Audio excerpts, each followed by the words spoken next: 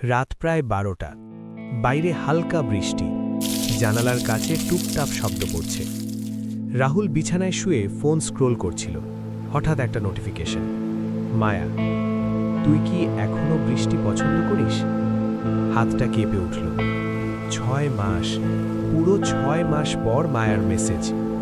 যে মেয়েটাকে ছাড়া একসময় একদিনও কল্পনা করে যেত না, আজ সে শুধু একটা নাম হয়েছিল কন্ট্যাক্ট লিস্টে।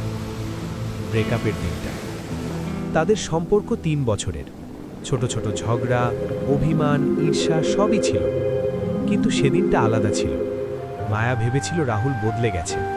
রাহুল ভেবেছিল মায়া তাকে বুঝছে না। কেউ কাউকে থামায়নি, কেউ বলেনি যে থাক না, ঝগড়া করি কিন্তু আলাদা হই না। শেষ কথাটা ছিল, ভালো থাকিস। আর ভালো থাকার অভিনয় শুরু হয়েছিল সেদিন থেকেই। 6 মাস পর রাহুল অনেকবার চেয়েছিল মেসেজ দিতে। টাইপ করেছিল, কেমন আছিস, তারপর ডিলিট। মায়াও অনেক রাত কেঁদেছে, কিন্তু ইগো জিতেছিল ভালোবাসার ওপর। আজ হঠাৎ এই একটা লাইন, তুই কি এখনো বৃষ্টি পছন্দ করিস? রাহুল রিপ্লাই দিল, হ্যাঁ, কিন্তু আগের মতো আর ভিজি না। 2 মিনিট, 5 মিনিট, তারপর রিপ্লাই, আমি কাল পুরনো ক্যাফেতে থাকব, আসবি? ওই ক্যাফে, যেখানে প্রথম হাত ধরেছিল, যেখানে প্রথম ভালোবাসি বলেছিল। পরের দিন বিকেল 5টা, আকাশ মেঘলা। মায়া আগেই এসে বসেছিল। রাহুল ঢুকতেই চোখাচোখি।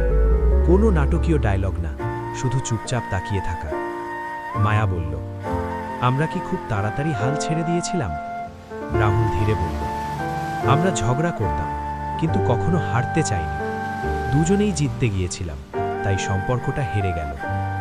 চোখে পানি, কিন্তু এবার কেউ চোখ সরায়নি। বৃষ্টি নামল। ক্যাফে থেকে বেরোতেই ঝুম বৃষ্টি। আগে হলে তারা দৌড়ে কোনো শেডে যেত, আজ দাঁড়িয়ে রইল। মায়া হালকা হেসে বলল, তুই তো বলেছিলি বৃষ্টিতে ভিজলে সব দুঃখ ধুয়ে যায়। রাহুল হাতটা বাড়িয়ে দিল, আবার চেষ্টা করবি? মায়া হাত ধরল, এইবার ইগোর আগে ভালোবাসা রাখব। শেষ কথা। সব গল্পে ফিরে আসা মানেই হ্যাপি এন্ডিং না, কিন্তু কিছু মানুষ থাকে যাদের সাথে গল্প শেষ করা যায় না। ব্রেকআপ তাদের আলাদা করেছিল, কিন্তু ভালোবাসা তাদের আবার চিনিয়ে দিল। কখনো কখনো একটা ছোট্ট মেসেজই যথেষ্ট হারিয়ে যাওয়া মানুষটাকে আবার খুঁজে পাওয়ার জন্য।